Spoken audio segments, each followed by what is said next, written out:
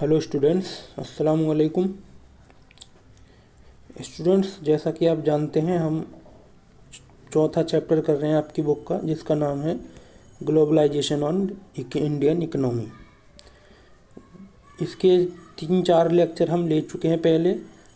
आज के लेक्चर में, पिछले लेक्चर में हमने पढ़ा था कि जो पॉजिटिव इफ़ेक्ट हैं ग्लोबलाइजेशन के, वो क्या होते हैं। आज की क्लास में हम चर्चा करेंगे कि जो ग्लोबलाइजेशन है या वैश्वीकरण है, उसके नेगेटिव इफ़ेक्ट क्या क्या होते हैं, उसके नकारात्मक प्रभाव क्या क्या होते हैं, या ग्लोबलाइजेशन में आने वाली समस्याएं क्या क्या होती हैं। तो आज का लेक्चर शुरू करने से पहले हम पिछली क्लास को रिवाइज कर लेते हैं एक बार क्विकली, उसके बाद हम आज की क्लास को स्टार्ट करेंगे। तो पिछली क्लास में हमने कुछ पॉजिटिव इफ़ेक्ट देखे थे ग्लोबलाइजेशन के, जिनमें पहला था क्वालिटी प्रोडक्ट, यानी कि ग्लोबलाइजेशन में जो कंपटीटर्स ज़्यादा हो जाते हैं, जिसकी वजह से वो प्रोडक्ट की क्वालिटी बढ़ा देते हैं ताकि उनका प्रोडक्ट बिकने लगे। इसी तरीके से दूसरा था चीपर प्रोडक्ट, यानी कि कंपटीशन की वजह से, क्योंकि ग्लोबलाइजेशन की वजह से कंपटीशन बढ़ जाता है, उस वजह से जो प्रतियोगी हैं, जो बिजनेस हैं, वो क्या करते हैं, अपने प्रोडक्ट को सस्ता करके बेचने की कोशिश करते हैं। तीसरा था वैरायटी ऑफ प्रोडक्ट, क्योंकि ग्लोबलाइजेशन में सेलर की संख्या ज़्यादा हो जाती है, इसलिए वैरायटी ऑफ प्रोडक्ट भी बढ़ जाती है। तीसरा था हाई लिविंग स्टैंडर्ड, क्योंकि ग्लोबलाइजेशन क्या कर रहा है, ऐसे प्रोडक्ट और सर्विसेज को प्रोवाइड कर रहा है जिससे लोग अपनी आवश्यकताओं को अच्छी तरह संतुष्ट कर पाते हैं।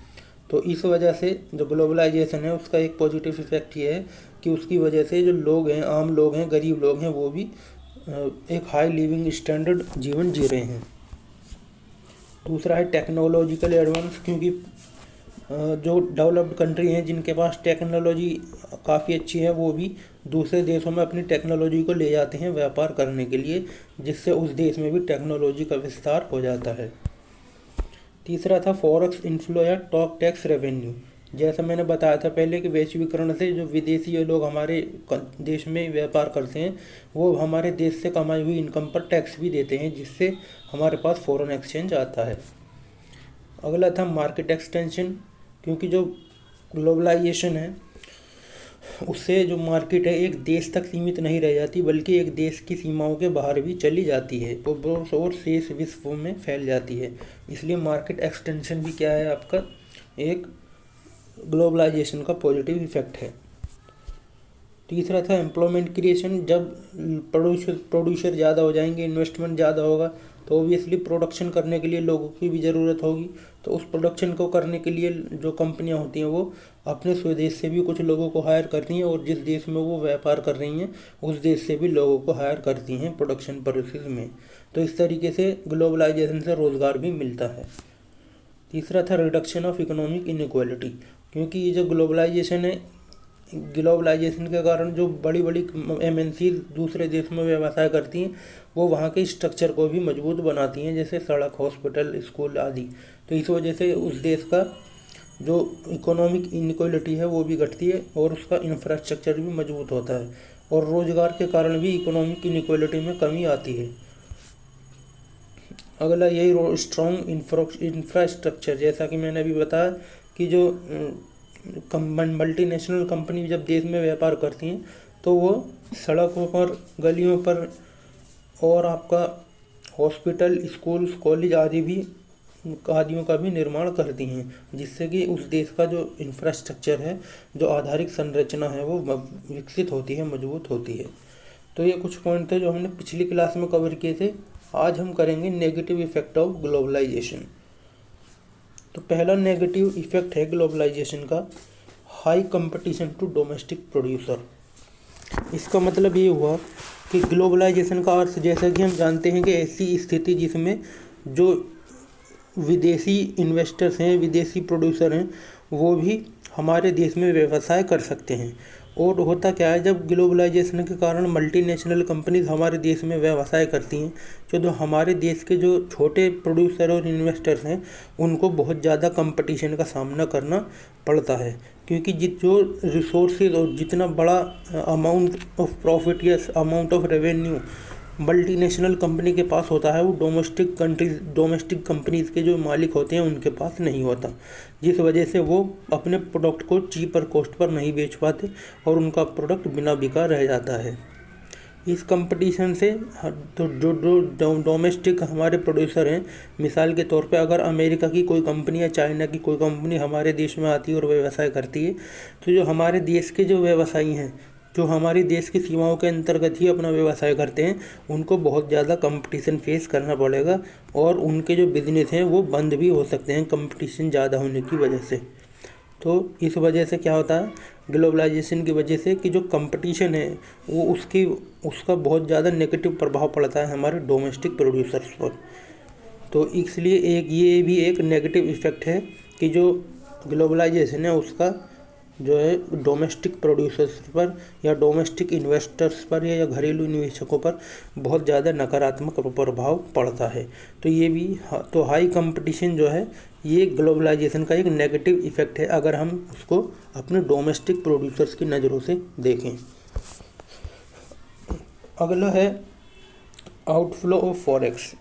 जैसे कि मैंने पॉजिटिव इफ़ेक्ट में बताया था कि जो MNCs होती हैं वो हमारे देश में जब व्यवसाय करती हैं तो वो इन्वेस्ट करती हैं हमारे देश में, तो उससे क्या होता है हमारे पास फॉरेन इनफ्लो आता है, फॉरेक्स इनफ्लो आता है, यानी कि फॉरेन एक्सचेंज की भंडार बढ़ जाते हैं, यानी कि विदेशी मुद्रा हमारे देश में आने लगती है, जिससे हमारी इंटरनेशनल लेवल पर क्रय शक्ति बढ़ जाती है।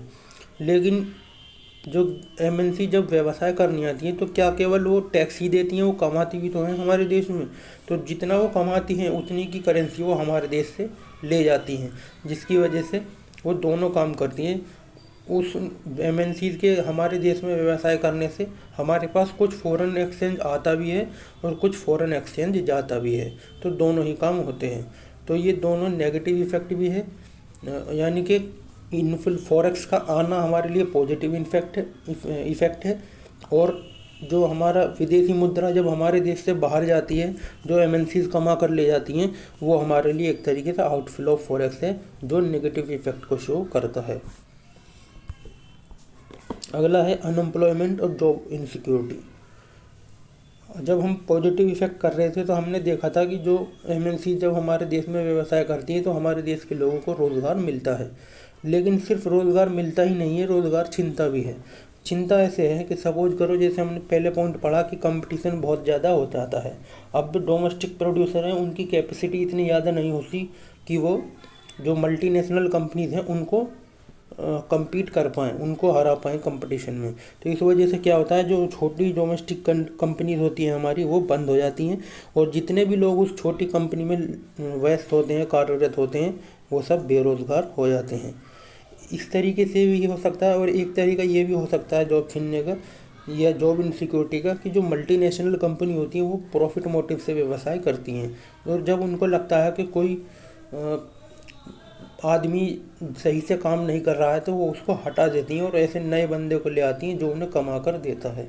मिसाल के तौर पे अगर कंपनी को लगता है कि कोई कर्मचारी सही से प्रोडक्शन नहीं कर पा रहा है या सही से अपनी सेवाएं नहीं दे पा रहा प्रोडक्शन में, तो वो क्या करती हैं, उसको हटा देती हैं और कोई जो ऐसे एम्प्लॉय को वो लेकर आती हैं जिसकी जो प्रोडक्टिविटी है वो बहुत ज़्यादा हाई होती है।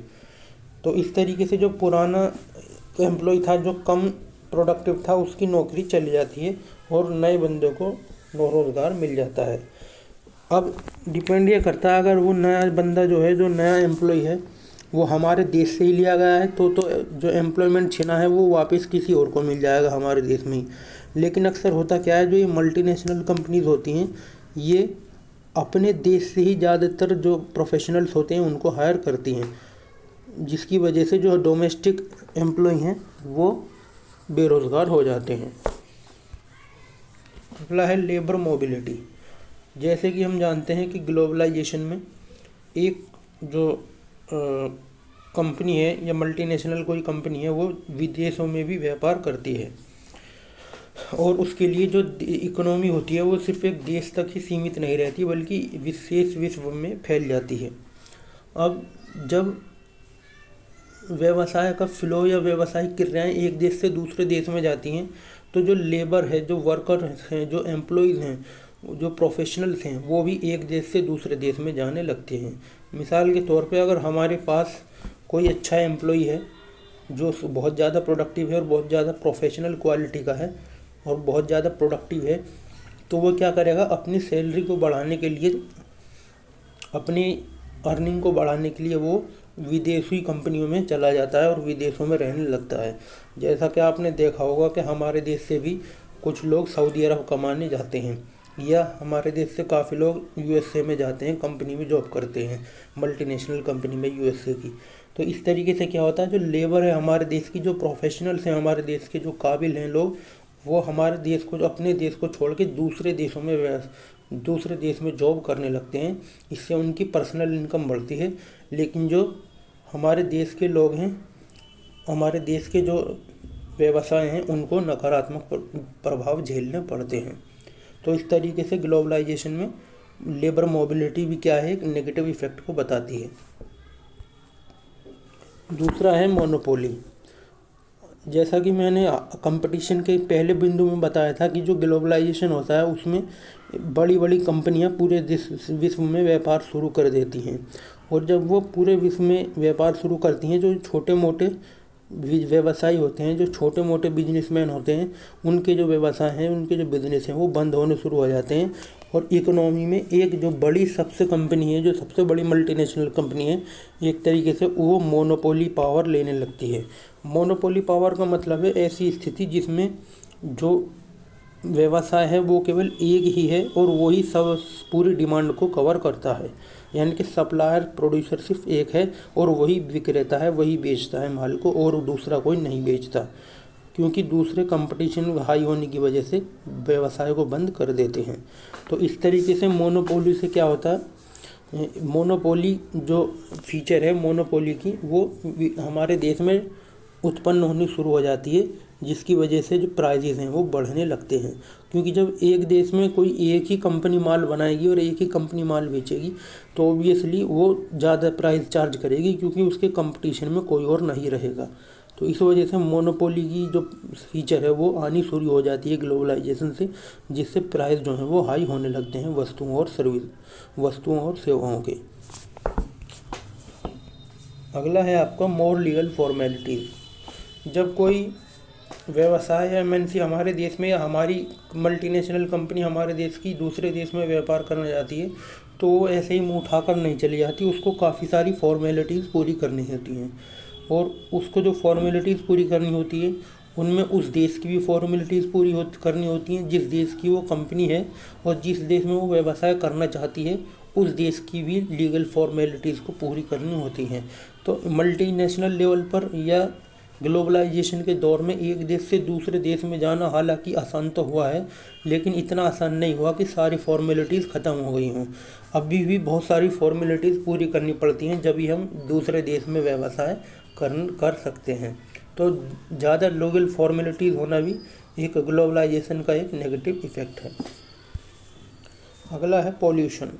पॉल्यूशन ऐसे है कि जो एक देश की कंपनी है, अगर वो एक ही देश तक सीमित है, तो वो सिर्फ एक ही देश में अपने जो उसके केमिकल वगैरह हैं, बेकार व्यर्थ पदार्थ हैं, वो अपने देश में ही छोड़ेगी और अपने देश की नहरों में और नदियों में और आपके ज़मीन पर छोड़ेगी। लेकिन जब वही कंपनी दूसरे देश में व्यवसाय करने लगती है, तो वो अपने जो हानिकारक अवशेष पदार्थ होते हैं उनको उस देश में भी फेंकना शुरू कर देती है जिस देश में वो व्यापार करती है। तो इस तरीके से जो पॉल्यूशन है वो एक देश से बढ़कर दूसरे देशों में भी फैल जाता है। अगला है different market environment. Market environment कहते हैं जहाँ हम व्यवसाय करते हैं वहाँ की जो मार्केट है वो जिस चीज़ों से भी प्रभावित होती है उसी को हम मार्केट एनवायरनमेंट कहते हैं। यानी कि मार्केट एनवायरनमेंट का मतलब है कि जितने भी फैक्टर्स हैं जो व्यवसाय को प्रभावित कर सकते हैं, चाहे वो लीगल फैक्टर हो, चाहे वो आपका सोशल कल्चरल इफेक्टिव हो, चाहे वो इकोनॉमिक फैक्टर हो, चाहे वो पॉलिटिकल फैक्टर हो, चाहे वो नेचुरल रिसोर्सेज का हो, तो वो किसी भी तरीके से हो उसका जो है मार्केट एनवायरनमेंट जो है अलग होता है। हर देश का मार्केट एनवायरनमेंट एक दूसरे से अलग होता है। तो जब ग्लोबलाइजेशन में एक कंपनी दूसरे एक देश की कंपनी दूसरे देश में व्यवसाय करती है तो उसको जो वहाँ का एनवायरनमेंट है वो जल्दी से रास नहीं आता, उसको वो समझती है और उसके हिसाब से अपनी पॉलिसीज़ को और प्रोडक्शन को निष्पादित करती है। तो डिफरेंट मार्केट एनवायरनमेंट को समझना भी एक बहुत मुश्किल काम है, जो कि ग्लोबलाइजेशन का एक नेगेटिव इफ़ेक्ट समझा जाता है। तो ये कुछ कारण थे जो दिखाते थे, या कुछ ऐसे इफ़ेक्ट हैं जो नकारात्मक होते हैं, जिनको हम कहते हैं कि ये नेगेटिव इफ़ेक्ट ऑफ ग्लोबलाइजेशन है। इसके बाद आपका एक टॉपिक और रह गया है इस किताब में, लास्ट टॉपिक, उसको हम अगले लेक्चर में करेंगे। लेकिन मैं आपको ये बता दूं कि मंगल को जब आपकी क्लास होगी तो आपकी क्लास नहीं होगी, आपको एक टेस्ट देना पड़ेगा। उस टेस्ट में लगभग 25 से 30 क्वेश्चन होंगे और सारी क्वेश्चन ऑब्जेक्टिव टाइप होंगे। तो आपको वो क्वेश्चन करना पड़ेगा, वो आपका एक टेस्ट लिया जाएगा। उस टेस्ट के आधार पर आपको जज किया जाएगा कि आपने कितना सीखा।